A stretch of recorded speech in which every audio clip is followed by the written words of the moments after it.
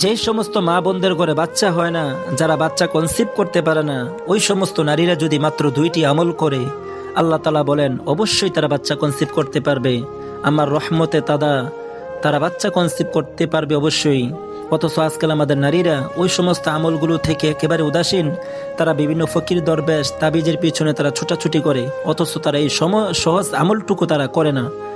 আল্লাহ তাআলা কোরআনুল কারিমে পয়গম্বরদেরকে বলেছেন যে তোমরা এই 2টি আমল করো, আল্লাহ তাআলা অবশ্যই তোমাদেরকে বাচ্চা দিবেন।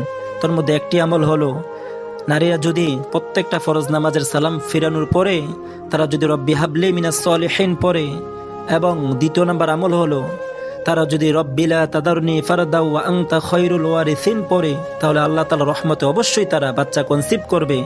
যে আমলগুলো হচ্ছে নবী রাসূলদের আমল, যে আমলগুলো হচ্ছে সমস্ত আম্বিয়া কেরামদের আমল। আল্লাহ তাআলা আমাদেরকে এই সমস্ত আমল করার জন্য কবুল করেন।